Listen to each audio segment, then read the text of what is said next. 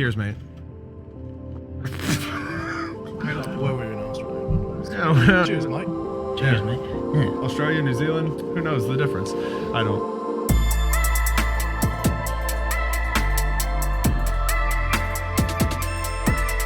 Welcome to How Stupid People Succeed. I'm Josh, this is Jeremy, and we are here at the Main Squeeze on West Church Street here in Marion, Ohio. And we have our guests, Todd and Danny. Local legends. Yes. Local legends. Established Incredible young 2016, men. Yep. like we see here.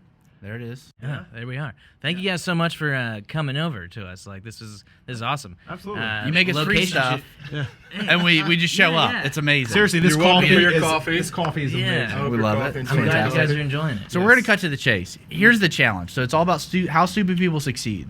Oh, yeah. One of the most challenging things in business is to operate within a partnership. So we're going to get, because at the end of the day, you guys have had a friendship and a relationship before the squeeze or through the squeeze. Through the squeeze, definitely. So what's the inception of how the partnership came to be? Was it a dream? So I started in a little kiosk around the corner, Willie and Wade. His sister and mother come in one day and say, "Oh my, I didn't know who they were."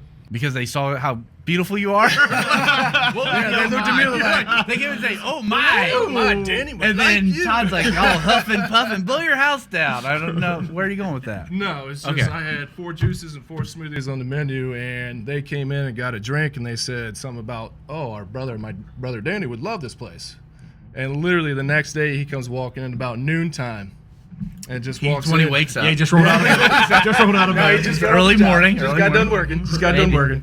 And he just comes in. He's like, "Oh, I love what you got going on here." And I kind of just started giving information about, I just got this place, just started renting it. We need to remodel it. He's like, "Well, I'm only working part time. If you need some help, let me know." So I just took him up on that and said, "Hey, this is what I need done over here." And he just started working day in and day out. I said, "I can't pay you much, but juices and smoothies." And he just showed up every day and was just working, and he just started spitting ideas, and I could tell he was into health and fitness and all that. So I was like, I think there's something here. Mm-hmm. And he just kept coming up, kept showing up, kept giving me ideas, and I was like, and he's like, "If you need a partner in this, like, I'm here." Yeah, And I was like, "Yeah, let's do it." that's awesome. And we started the Main Squeeze on Church Street. You know how I can tell that Danny's into health? His hair. I don't know. It's definitely the hair. Yeah, it's a straight giveaway. It is. Straight giveaway. It is. You're like, ah. And So then, what's that He- say about me? He's a health that you are the juice guy. Okay, we're gonna move on. Okay, the You're the juice counterpoint, guy. yeah. so that's the inception story of how the relationship came to be. Now, fast forward, here we are, 4 years later, whatever it is. And some great advice I heard when I was consulting and I was doing some business stuff and I was helping 2 guys set up a partnership. And there was another investor that was part of that conversation. He's an extremely wise, brilliant man. And he said, partnerships only work if you're both willing to give 100%. So I've seen partnerships fall apart when one side gives 50% and the other side gives 49% or 51%. And it's not about meeting in the middle. It's about going all in. So for you guys, and at any point in time over the years that we've come in here, we've supported, we've been a part of the Squeeze, we've never felt like a divide, right? So, and a lot of being successful is you can't do it on your own. I don't care who you are. I don't care what you're doing. Nobody's just successful in isolation. Again, take an extreme example. Very true. Very true. So I was how, Talladega Nights. Yeah. Good job. so explain to us, how do you guys maintain your sense of relationship to make sure directions aren't getting awry and you guys are both driven towards the same direction? I mean, for me, I think honestly, it's just like, I don't know. It's just like a good chemistry. Like we come in and day out, and it's just talk a little business, shoot a lot of jokes, make fun of each other, whatever that is. And I think it's never there's never a negative thought. It's always just like, what can we do to make it better? Like we just have a good time with each other, and we just leave it at that. Mm-hmm. We don't put the stress of like, we need to make this work. You have to do this. You have to do that. I think it's just, we just bounce off each other. Just Yeah. constantly feed off each other. That's awesome. I think that's we bounce off. We talk a lot every day. We're coming in here having time to just talk shop, and that's so true. Like the chemistry, it's like we have a very good yin and yang situation going on, not just in the hair situations, but we've had many a conversation which is like, man, this is not my strength.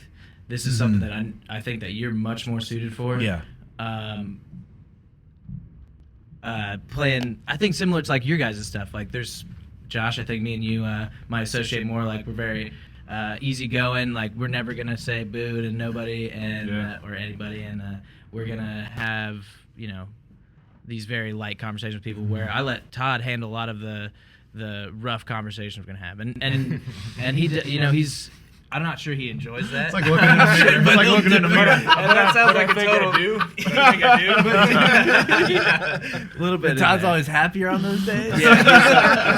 He loves it. Wait, I get to yell at somebody? Yeah. So I think that's like an open dialogue all the time. Yeah.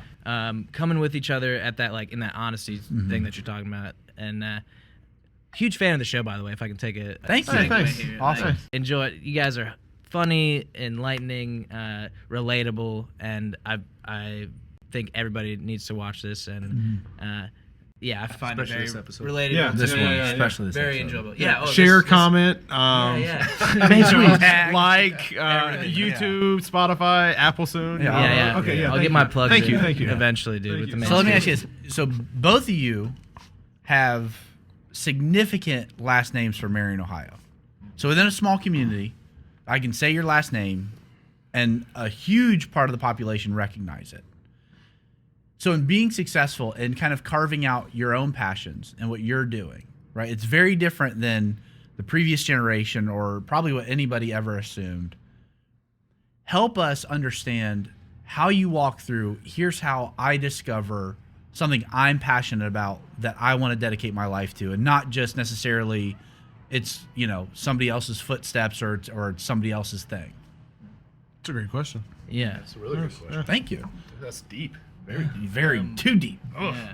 Go for it. I'll try and dive into that. So for me, a big part of that is your support group and the people that you surround yourself with, and people that will allow you to step out on your own and who will support you regardless of that. But it's also, it's a risk. It's something that not everybody wants to take a risk on that. And there's also a lot of, simplicity of just following the line, And Right. for me, my dad's in the medical field, and that's how he gets known. But at the same time, I use stuff that I've learned from him every day in the way that I work, and same with my mom too. I mean, she might not have the name recognition as my dad in town, but she's so influential in, I think, our community. Big, Well, and she's a big force. scale, small. She's an absolute force. Oh yeah. Oh, absolutely. Yeah. She loves the smile. She does, and I get, channeling the pieces that I do want to use from them without offending them for not wanting to do what I want to what they want to do. They're not passing judgment because I'm meeting them halfway and saying I'm doing it. I'm doing the same things you're doing. I'm supporting the communities. Scott Drew is, in his career here in Marion, has been in so many philanthropic roles and so much about what it means to be a small town entrepreneur and healthcare provider, and what that means, not to be like a Columbus or a big city, Right. Ohio Health, not to Right. name names or anything, and I'm not anything against that, but like to be the 21st century version of a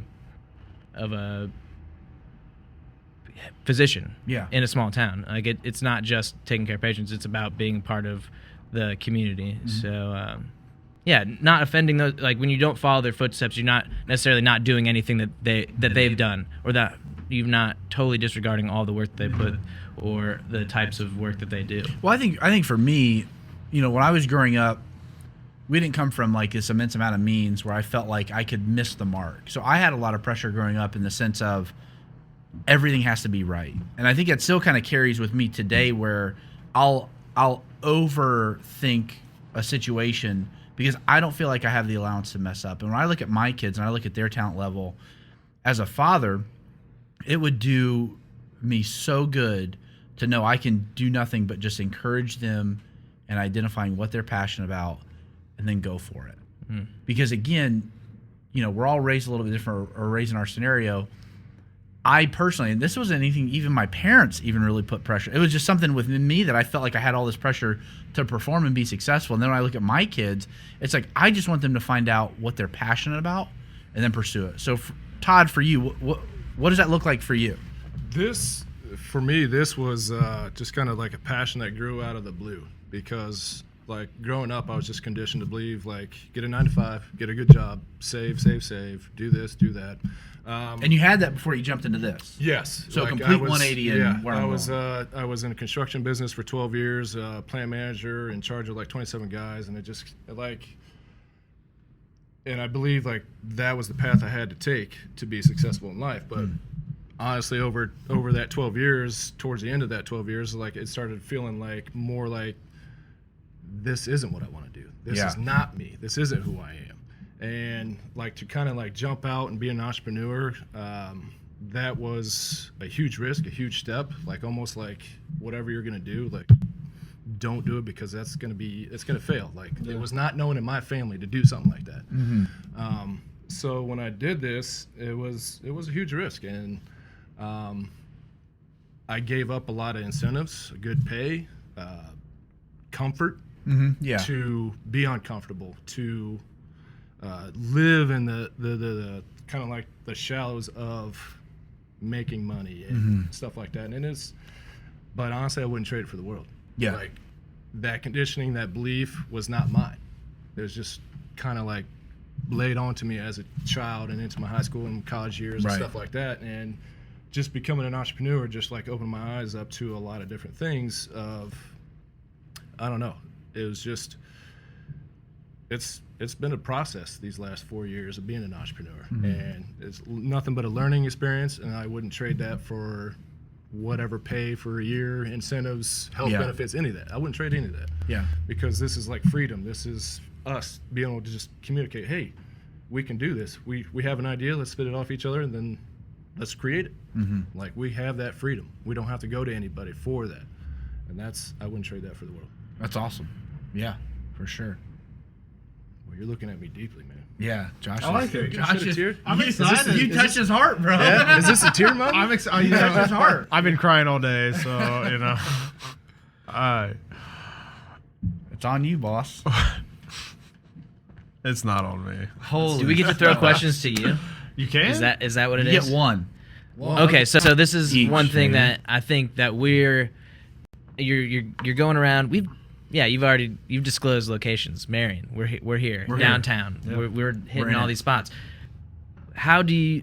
So a big thing for us was, and we're talking about failure, and I was thinking a lot about before this podcast, is like, what does that mean for us and this place, and how does it feel for the shop and for Marion and all this? We see failure as an opportunity. Exactly. And nothing that there's no, I mean, I'm not putting it on anything else that has been a failure, but we're all about this growth and this growth of a community around here that's more, well, the places you're hitting, yoga studios, juice shops, CrossFit gyms, craft beer places. Like, where do you guys see, and what's your optimism for this location downtown in the future, especially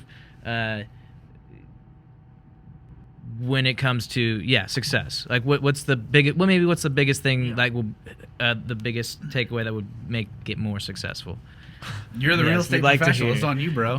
You're the guy. You're the guy. There's at least in my opinion, there's a lot of opportunity here in downtown Marion. We have, we have a group of people down here that are really committed to the effort of seeing Marion downtown at least restored to even what it used to be, back in the day, right? So, you have the Brickyard, you have Top, you have, Willie and Wade, you have Main Squeeze, you have, the Finding Center, Nathan's Barbershop, Brave. So you have all these cool little boutique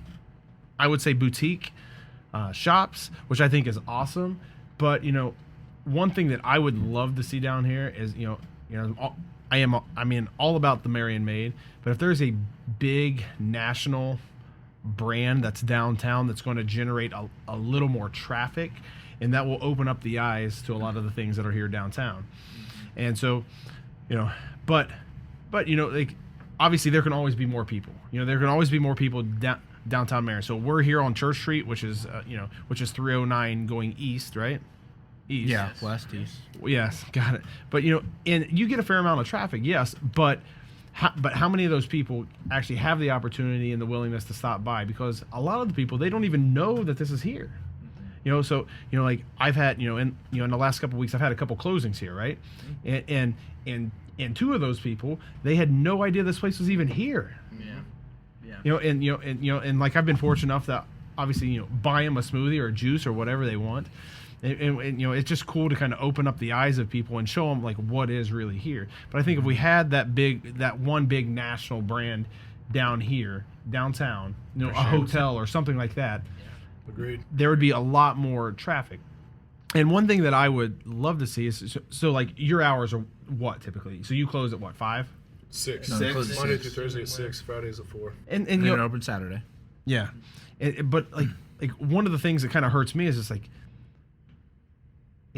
a lot of people work during those times too. So like when they're off, they're going to come down here. Like are they going to come down here? But like that's a big risk for you guys and all the other business owners down here, because if you're open, that's hours, that's overhead, that's a lot of risk.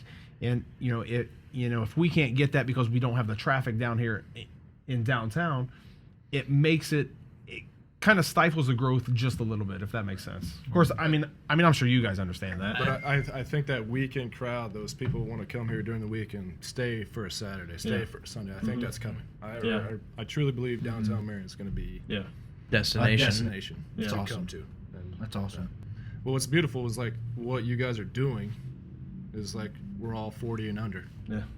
Like I don't think that's been heard of in Marion downtown for a long time. So Yeah. it's Yeah. just like the younger generation is starting to take a hold and take effect. Yeah, and that's a great point. start Yeah. producing for Marion downtown. Yeah, you go through that list that he just named. It's a lot of 40 and that's- unders. Yeah. Yeah, that's great. Yeah, true. Well, that's about all we have for this episode of How Stupid People Succeed. There will be a Main Squeeze 2.0. There- yeah, for sure. 2.0, yeah. There's too much personality not to. I know. You got too much for 50 minutes. Too much sauce. Like I said, you guys are awesome. We love the show. thank you. I love the format and the length. I hope we get to come on again. Absolutely. We got plenty more to talk Love to have about. you We'll, guys. we'll shoot the breeze with you any day you guys Appreciate it. want. Well, I'm Josh. This is Jeremy. This is Todd and Danny, and we are here at Main Squeeze. So make sure you like, subscribe, and comment on the post. We are on Instagram. Ooh, no, we're not on Instagram yet, but we're on YouTube, Spotify, and hopefully Apple soon. Yeah. That's all we got.